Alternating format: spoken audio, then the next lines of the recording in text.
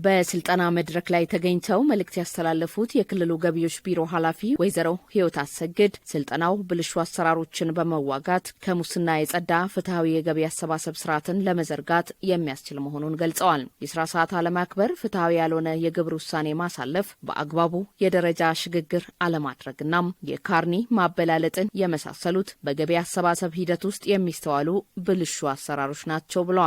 እነዚህ ብልሹ አሰራሮችን በመከታተልና ፍትሃዊ የአሰራር ስርዓት በመዘርጋት ሙስናን የሚታገል ማህበረሰብ መፍጠርና የታክስ ማጭበርበርን መከላከል እንደሚያስፈልግ ወይዘሮ ህይወት አሰግድ አሳስበዋል። ለገቢ ተቋም ምንድነው በባለሙያዎቻችን በግብር ከፋዮቻችን እየተሰሩ ያሉ ብልሽቶች ገቢን እንዳንሰበስብ የሚያደርጉ ፍትሃዊ አሰራርን እንዳንተገብር የሚያደርጉ ምንድናቸው ብለን በተደጋጋሚ አይተናል። ባለሙያው ወይም አመራሩ ትኩረት ባለመስጠት የሚሰራው ብልሽት ሰዓት ማክበር ነው። ሰዓት ያው አንዱ ወሳኝ ነው።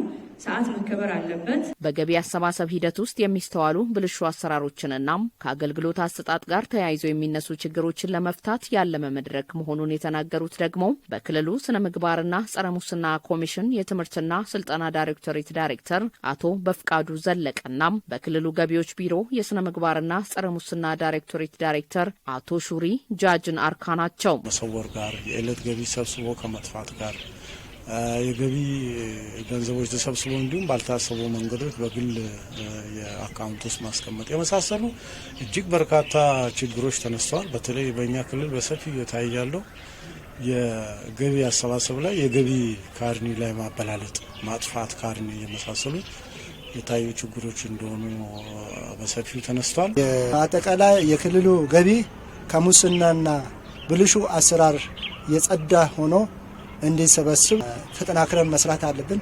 ካርኒ ቆራጮች፣ የዕለት ገቢ ሰብሳቢዎች፣ የከብት በረትና የዕለት የሚገቡ ከተሞች ላይ ያለው ገቢ ላይ በጣም ጥብቅ ክትትል ያስፈልጋል።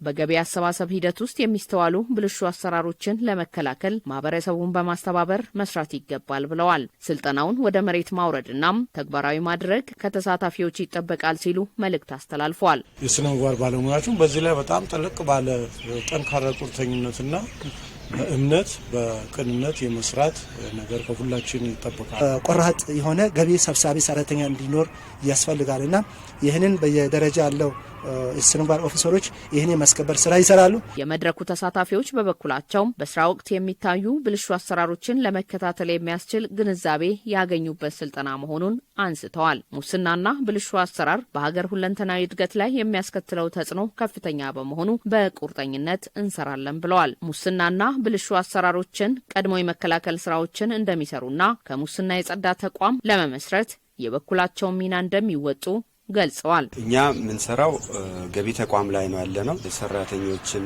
ስነ ምግባር ከማነጽ አንጻር፣ ከማስተማር አንጻር፣ ከሙስናና ከብልሹ አሰራር እንዲርቁ ስልጠናዎችን ሰጥተን ከማስተካከል አንጻር አሁን እየወሰድን ያለነው ስልጠና በጣም ጥሩ ነገር ነውና ብዙ ግብዓት አግኝተናል። ሙስና በመንግስት አካል ወይም በአንድ ተቋም ብቻ የሚገታ ባለመሆኑ ሁሉም ማህበረሰብ መታገል እንዳለበት አጽንኦት ሰጥተዋል።